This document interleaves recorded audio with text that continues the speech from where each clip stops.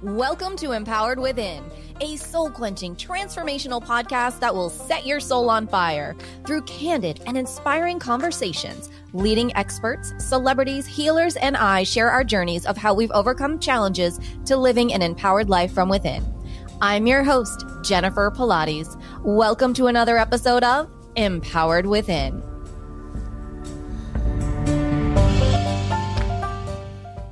Hello, everyone, and welcome to the show. Today's guest, Christian de la Huerta, is a sought-after spiritual teacher, personal transformation coach, and leading voice in the breathwork community with over 30 years experience.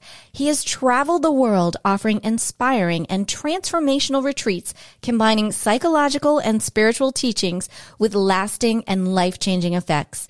An award-winning, critically acclaimed author, he has spoken at numerous universities and conferences and on the TEDx stage. His new book, Awakening the Soul of Power, was described by multiple Grammy Award winner Gloria Estefan as a balm for the soul for anyone searching for the truth and answers to life's difficult questions. Welcome to the show, Christian. Thank you. Thanks so much for having me. I already feel empowered from within being here with you. Oh, thank you. Well, it's quite the relationship that we have since your book is all about empowering.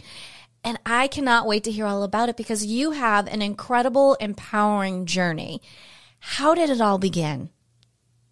Interesting. Yeah. I write that I'm unlikely to be writing about personal empowerment and what it means to live heroically. Because I lived the first 10 years of my life in Cuba, in a communist country. And so to be speaking about empowerment in a totalitarian, dictatorial regime is ludicrous because there is no such thing. The state owns you and tells you what to do and everything about you. And also my family was very Catholic. And with all due respect to that and to all traditions, it's also a very hierarchical power from above structure. So when we came to the States, I didn't speak a word of English. And I can't tell you how difficult that phase was in my life, feeling so different, not knowing how to communicate. We first came to a small town in rural Georgia, from what was a very metropolitan city, Havana, that had sort of the best of European influence and in the 50s, so much of the American culture. So culture shock. And as you can imagine, in those days, especially, they didn't take very kindly to foreigners. So I kind of have mastered this feeling of being the other, feeling different. When in Cuba, under the communist regime, when you apply for permission to leave the country, that was viewed as a betrayal of the revolution. And you were called gusano, which means worm. And I'm talking about even little kids. I mean, my sister and I were third grade, fourth grade. And up until that point, we would always get awards for being at the head of the class and we were good students. From the moment the school found out that we were intending to leave, like no more awards, no more cookies at break. And teachers would actually call us gusanos. I have memories of that. So then when we came to the States, you know how kids are. We're so desperately wanting to fit in. So I, in many ways, rejected or tried to reject my heritage, my Latino heritage, as I wanted to fit in so badly. So after 3 years in Georgia, my family moved back to Miami, where I went to a high school that was probably 99% Cuban American. And so now I stand out again because I sound like a Georgia peach. And not to mention the unmentionable under the surface reason that I was really feeling so different about it's that at a young age, I already knew that I was gay. And, trying to reconcile that with my, in the religion that I was raised, was challenging to say the least. Like my whole adolescence was one long depression. I know self-doubt. I know self-hatred. And power to the teachings that I share about it, that I share in this book. It's like these days, no matter the circumstances, no matter the details of my life, relationship works out or it doesn't, a project succeeds or it fails, in quotes, never, ever do I question my sense of self. Like my self-acceptance, my level of self-love is established and it's unshakable. And so that's part of the message of this book, that no matter what happened in our past, all that stuff can be healed and can be overcome. How did you get to that place of I'm okay and I am self-empowered and anything that happens doesn't have to affect me personally? Like, I don't have to take that as a personal threat. Long journey, of course, right? Coming from self-hatred to self-empowerment, from self-doubt to self-confidence, it's been quite a journey. And I guess the short answer to that is that the stronger our sense of self, the less that we are dependent on what other people think about us. It's like you say, like the name of your show, empowerment is from within. Empowerment is an inside job. It's the journey to self-love. We first have to go to self-acceptance. The beginning, the way that self-acceptance becomes possible is self-awareness. That's the first step, because we can't do anything about something that we're not aware of. We can't fix what we can't see. So that's why the first part of this book is all about understanding why we do the things we do, understanding the mind, the ego mind, and why we get stuck in these patterns of self-doubt, of self-sabotaging behavior, self-defeating patterns of being, relationship patterns that we get stuck in, that sometimes feel like we're in the same boring old movie. It's like maybe now it's a different co-actor, a different co-lead, but it's the same boring movie with the same stuff, the same crap, the same issues, the same patterns coming up. And so that was the first question. What makes me do the things I do, and why do I sabotage myself? It was understanding the ego mind from a psycho-spiritual perspective. My degree's in psychology. My father was a psychiatrist, but I didn't get it from those traditional interpretations, scientific interpretations. The way that I finally understood myself and what made me do the things I do was understanding the ego, but derived from Eastern teachings. And so here I am. So that was the beginning.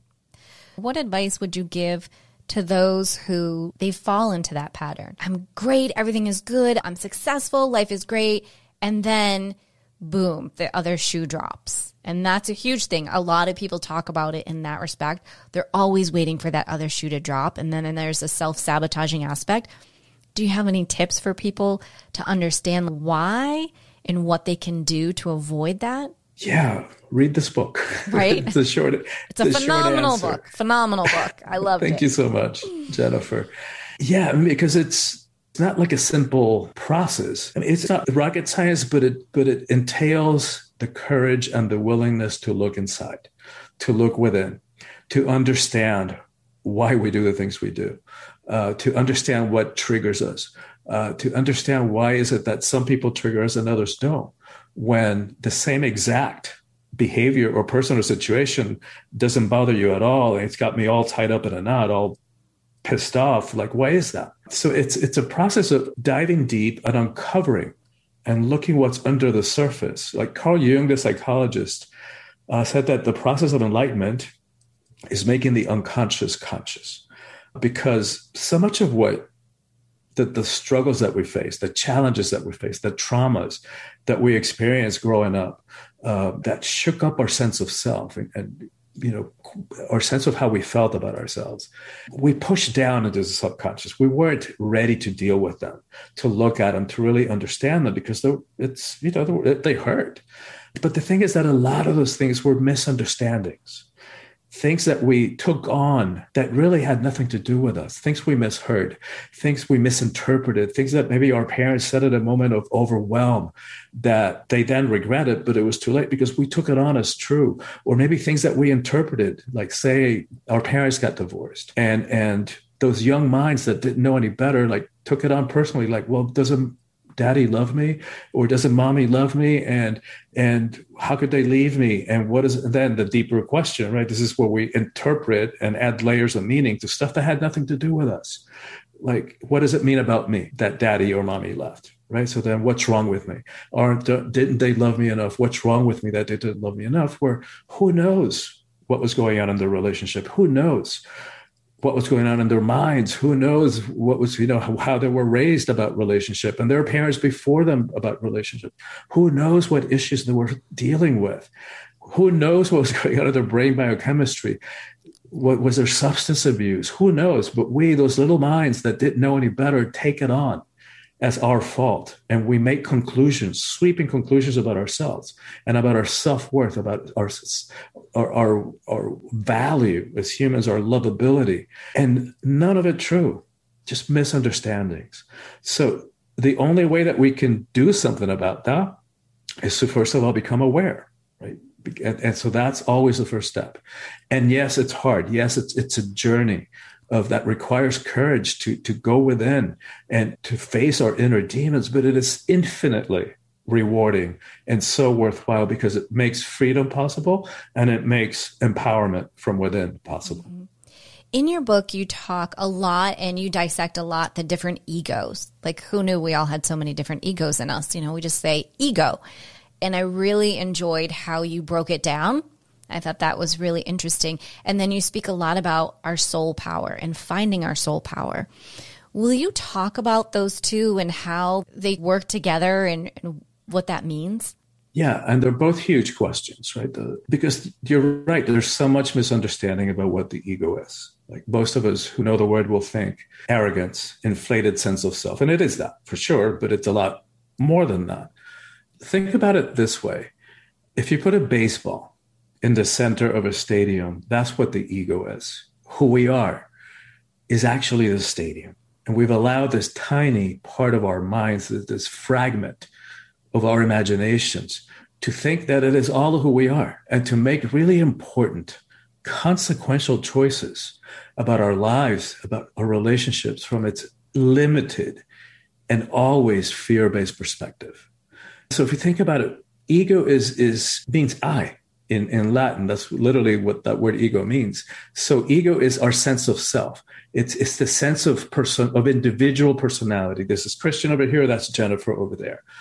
Ultimately, it's an illusion, and both a helpful illusion to leap in consciousness. As far as we know, we're the only species that has a sense of self. And it's also the source of all our suffering, because once we had the development of the ego, that sense of individual personality, when that happened in humanity, Ken Wilber, who writes about this stuff, talks about how that was then mythologized all over the planet as the expulsion from the garden, because that myth, that story about being kicked out of the Garden of Eden shows up in many, many different traditions all over the world. And so he theorizes that that's when the ego developed, because once we have that sense of individual's personality, now we can feel separate. We can feel alone.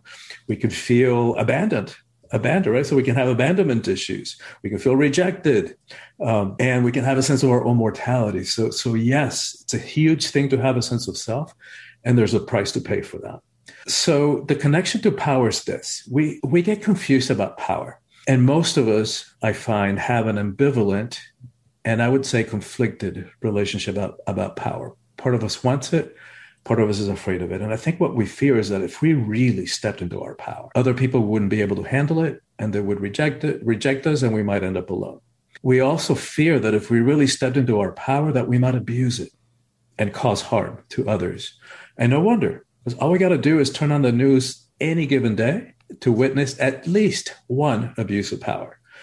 And then combined with the fact that we've been conditioned to believe that power is a bad thing. Power corrupts. Absolute power corrupts absolutely. What they didn't tell us is that quote from Lord Acton was speaking specifically about political power, not personal power, which is what your show's about, which is what my book is about. And so add to that the fact too that we have been conditioned to make the emotions weakness. We label them weakness. We run away from conflict. We hate confrontation. When you put all that into a mix, what happens is that we end up giving our power away. We end up settling for less. We sell out. We say yes when inside we really feel no. And the tragic part of it is that we do all those things for an illusion of security, for a false sense of acceptance, and for morsels of pseudo love. The theme of this book is like, there is a way that we can step into power. in a way that doesn't have to be abusive, that doesn't have to be corrupting, that doesn't cause harm, that doesn't require that we push anybody down, step on them in order for us to feel powerful, that we can learn to express power, not connected to fear or force or domination or control or manipulation. And so that's how it's connected to ego, right? I talk about, well, there's different types of power. One is worldly power, the way that the world thinks of power, which is also egoic expression of power, from that limited part of us. And there's soulful power or authentic power. Some of the difference briefly, we tend to associate power with people who have money, who are famous, who are high up in some kind of hierarchy, whether it's corporate ladder or some other kind of organization or institution. But the thing about all those kinds of power, they're outside of us. So they're fickle. Here today, gone tomorrow. The worldly power or ego power is also always has an agenda. It's always trying to grab something for itself, and it's always trying to make itself bigger than it is. And so in contrast, soulful power or spiritual power is inside each one of us, right? Nobody can give it to us. Nobody can take it away. We are the only ones who can give it away for all those sad reasons that we give it away for. And it's humble. It has nothing to prove to anybody. So I think of, for example, of a Gandhi or a Gandalf in their simple monastic robes, their sandaled feet. You would never know how much power they hold until it's called for. And then be careful, watch out, because it's mighty. I think it's mightier than even the worldly expressions of power. Gandhi brought the British Empire to its knees when it was at its global highest point in terms of global reach, without landing a single punch or shooting a single gun. That's power. And that's what's inside each one of us. Do you feel that that's a place that we are coming to within our world, in our society right now, given everything that's going on? Do you really get that sense that the consciousness is coming forward and people are finding their soul power? I think more and more of us are for sure. And I think more of us are realizing that hierarchical power overstructure just is no longer sustainable.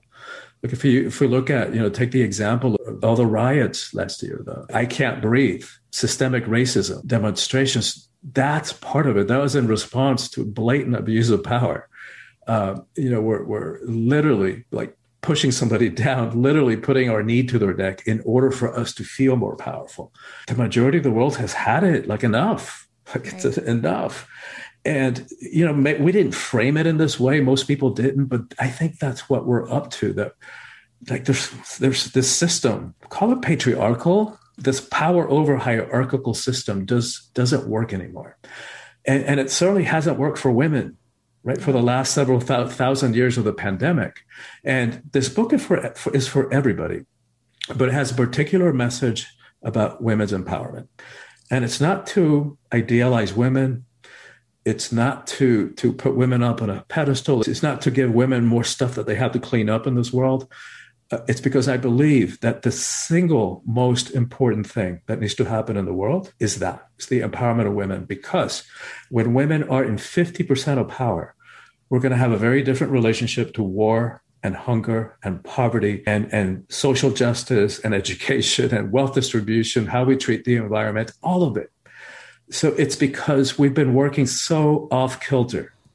We've been so off balance where it comes to the balance between the masculine and the feminine energies that run through everything in life, including every one of us. And so that's part of what I think it needs to happen, is this balancing of this power and this redefining of the feminine and redefining the masculine, right? It's like somewhere along the way, we decided that the feminine is weakness. It's like, wait a minute, who said that the feminine means weakness? If you want to talk power, you want to talk courage, you want to talk strength, let's talk about the power of creation that resides in a female body.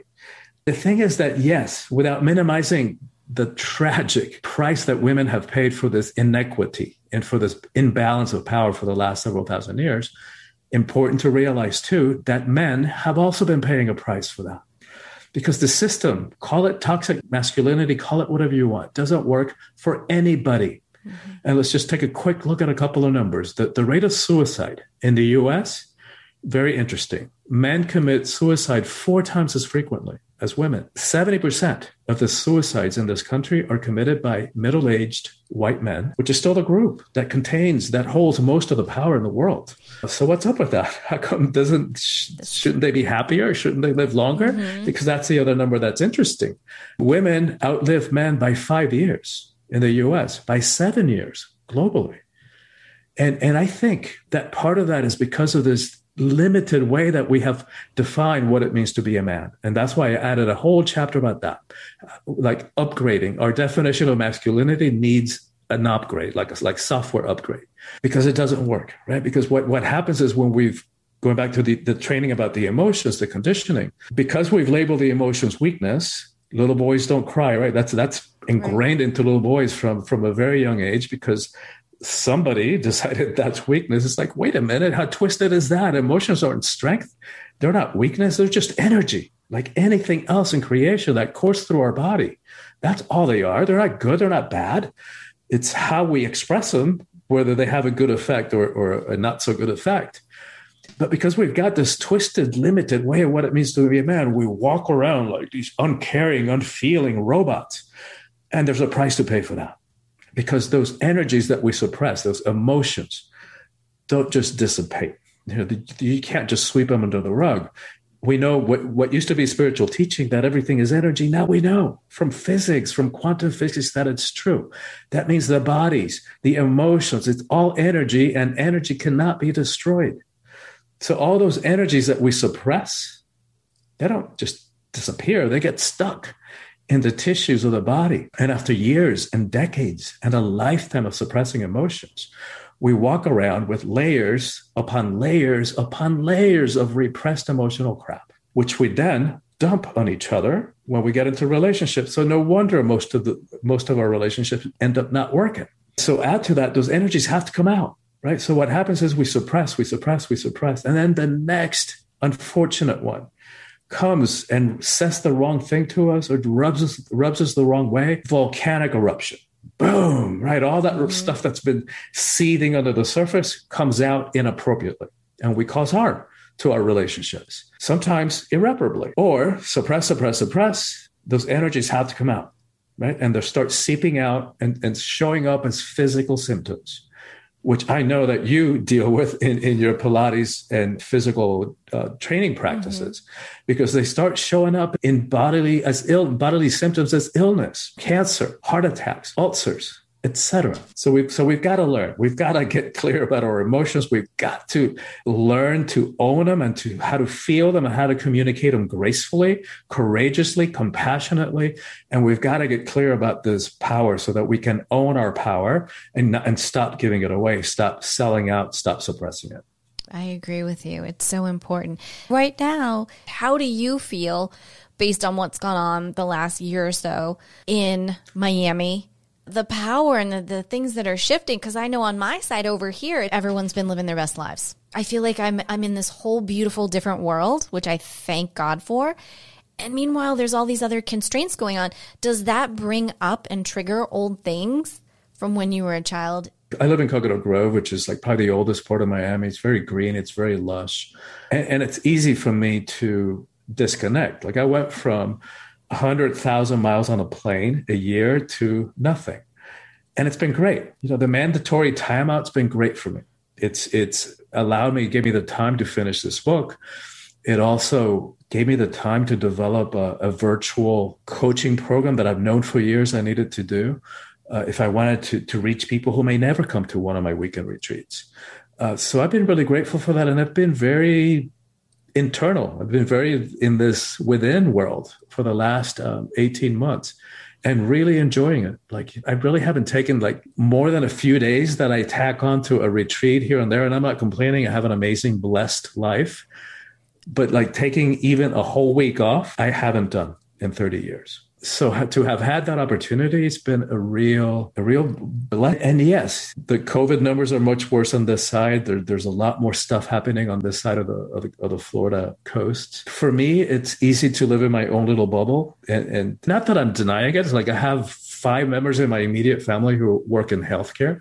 So I'm very aware of what's going on and in the hospitals and all that kind of stuff. I'm very conscious of that. And yes, what's happening in Cuba I think it's related to this conversation about power, where people are finally, maybe complicated or taken to the brink by the pandemic, or people are saying it's like, no, like we want freedom. We want to have some agency over our lives, which is the reason, that explains immigration. Immigration gets such a hot topic issue in this country, but it's very understandable, right? It's people are seeking a better life, a life of freedom, a life of choice, a life of possibility and promise. That is what America has always symbolized and has been a beacon for people all over the world. So yeah, I think that's what's happening in Cuba. I watch it with interest, possibility. It's in a totalitarian system, completely governed by force, by military force and by fear. Change is not going to come by easy. It's been 60 years that the regime has been in power. And it seems that with the ability to communicate, the ability through the internet, since Obama's visit, that something has changed. Something's different. So I observe that with hope. I love that. In your book, you wrote, in every crisis or painful situation, there is always a silver lining if we will only look for it or allow it to reveal itself. That's so poignant in what you were just talking about. And at the same time, there's people going, are you two really always this happy? Like, are you two really always flowing? Do you not have a bad day? What do you say to those people who are like, I'm in the thick of it and I need to be pulled out? Christian, help me. Yeah. And of course we have bad days. So, life is peaks and valleys. So there are days that are amazing and days that are challenging. What's different is that we, being in South Florida, we really get the power of the symbolism of the storm, right? So the eye of the storm. And so that's, to me, a level of mastery, that we get to a place that we have such a profound connection with ourselves, our level of self-confidence and self-trust, and our level of connection with life, with something greater than ourselves.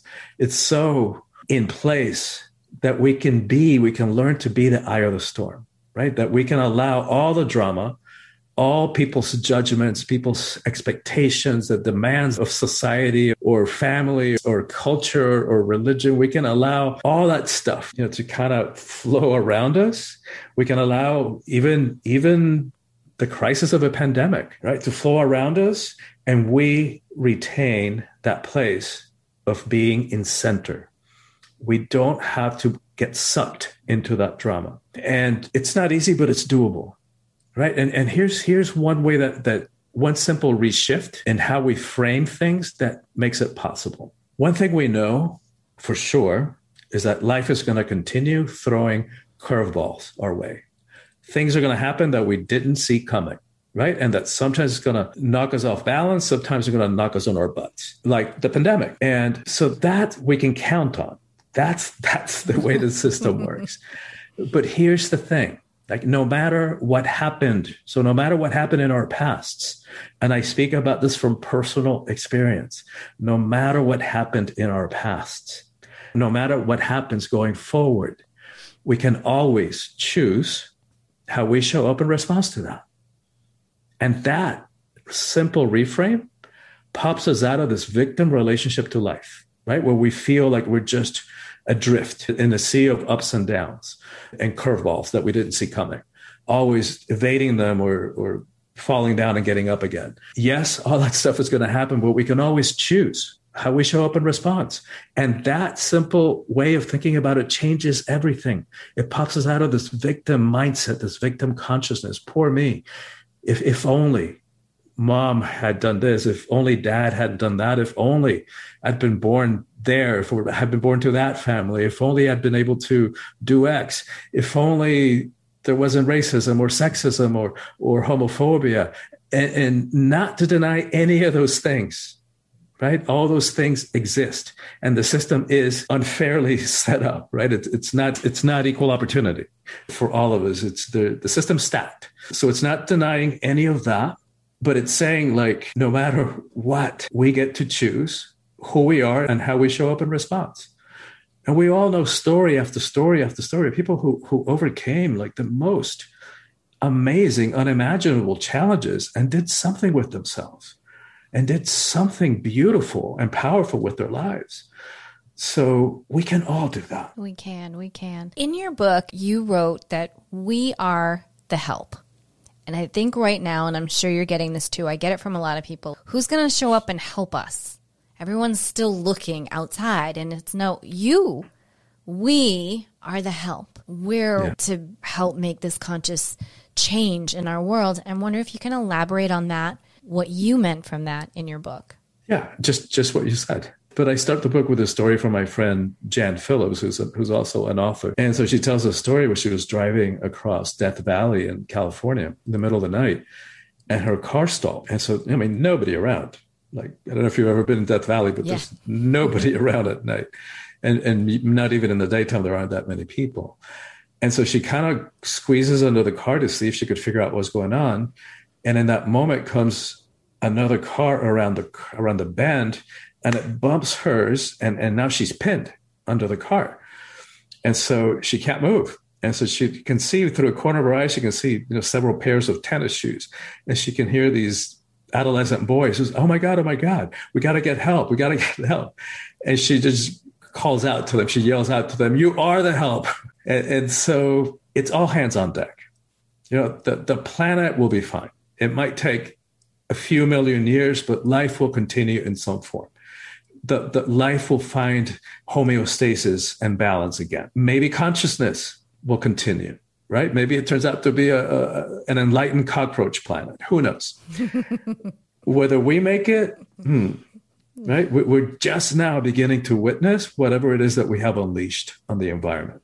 Mm-hmm. And so when I look at it from that perspective, and I think anybody who has the slightest inkling, the slightest suspicion that they have work to do as teachers, as healers, as activists and promoters for change, this is it. This is the time that we've been waiting for.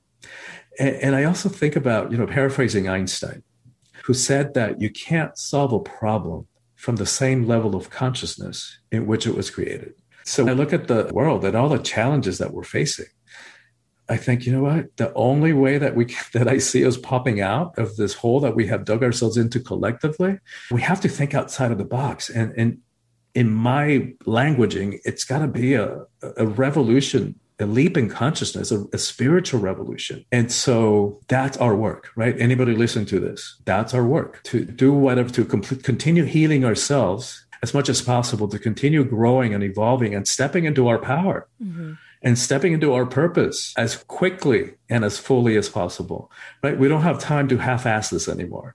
It's time to start full-assing life. I love that. Yes, it is definitely time to start full-assing and remembering that we are all one. Our DNA, we are all one. Brothers, sisters, we're here together. Doesn't matter if you're orange, purple, or blue. We're brothers, we're sisters, and we should love thy neighbor. Love your neighbor.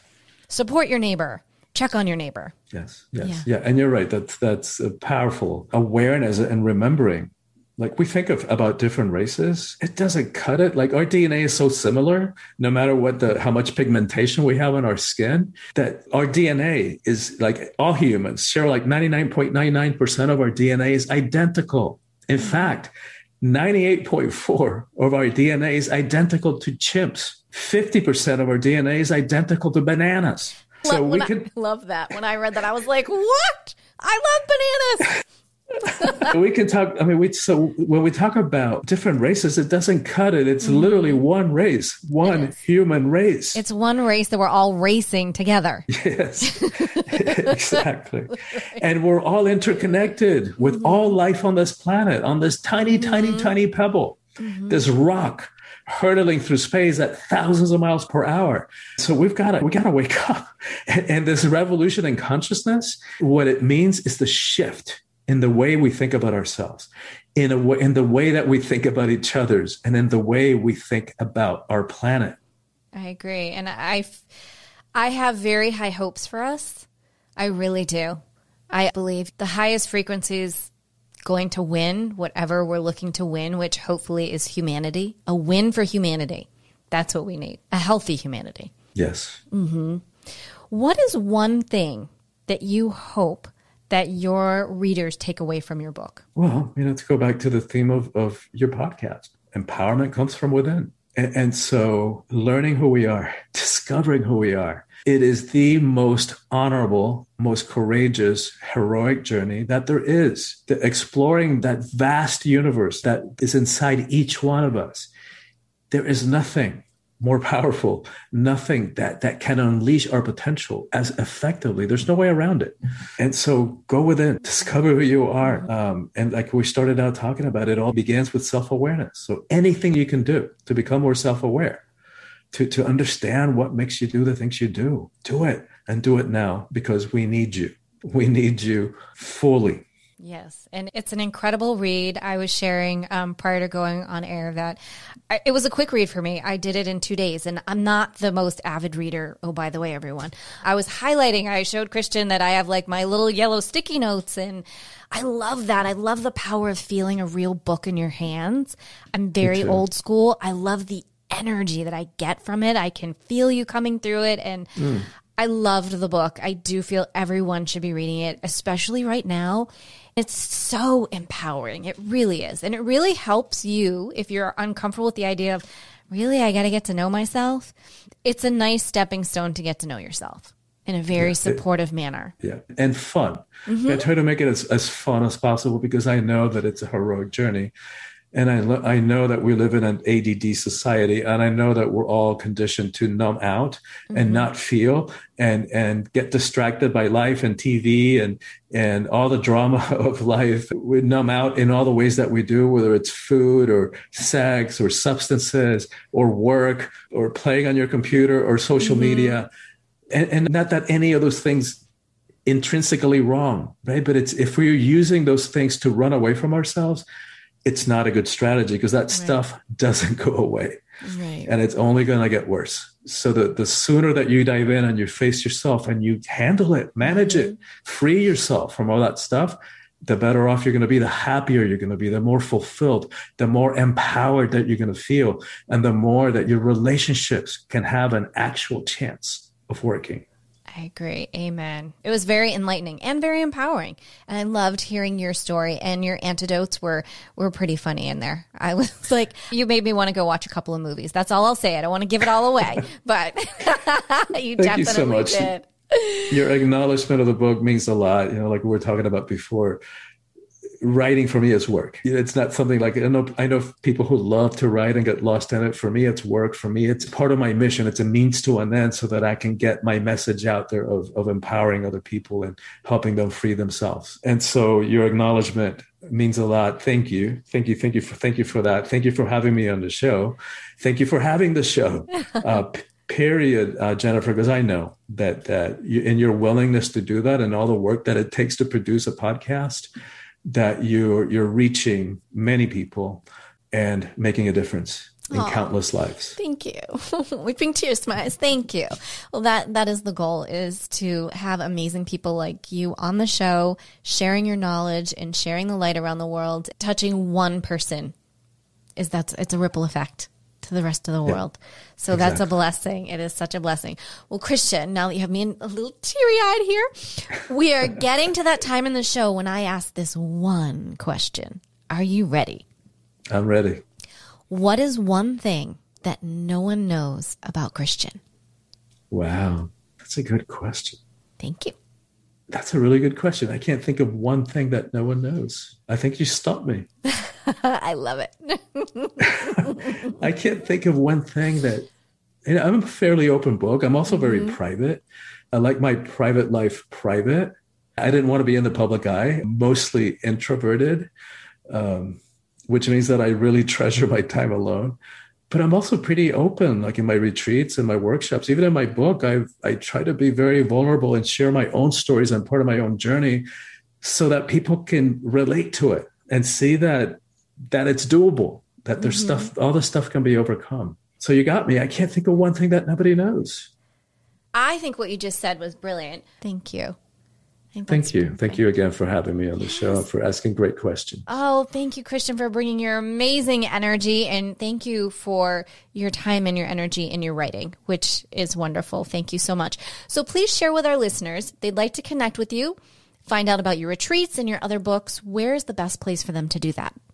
Thank you. And I'm still thinking, what is one thing nobody knows? I'll give that some more thought. In terms of getting the book, it's available wherever books are sold. You can get it at your local bookstore, or you can get it on Amazon. In terms of reaching me, probably the best way is it's my website, soulfulpower.com. There they can access my social media. And for your audience who might be listening to this or watching this, anybody who signs up to be on my email list, they'll get a sample chapter, a PDF of the book on what it means to live heroically in the 21st century. They'll get some of the power practices that are, all throughout the book at the end of each chapter, designed to apply and integrate those teachings to our lives so that they don't stay at the level of good ideas or concepts, information, because we don't need more information. We've got information overload. What we need is transformation. And that's what those teachings are designed to do. And then they'll get a recorded guided meditation about trust, which I created specifically for these times of chaos and fear and uncertainty to help us move more into what you were talking about in the beginning, right? About how do we move into that more trusting relationship with life? How do we be more the eye of the storm? Perfect. Thank you so much, Christian. Thank you again for your time today. We are now neighbors from coast to coast on Florida. So if anyone wants to come and hang with us. I would love that. Yeah, we could do a soulful alignment retreat down here. It'll be wonderful. Yes. Thank you again, Christian. This has been wonderful. It's my honor to have you on the show. Thank you so very much. Thank you. All right. Well, as we say, until next time.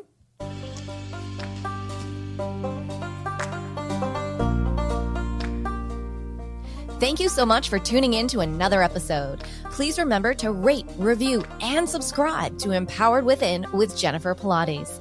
Your feedback is important. It helps me to connect with you and gives me insight into who you are and what you're enjoying about the show. For today's show notes and discount codes from today's sponsors, head over to jenniferpilates.com. Until next time, may you live an empowered life from within.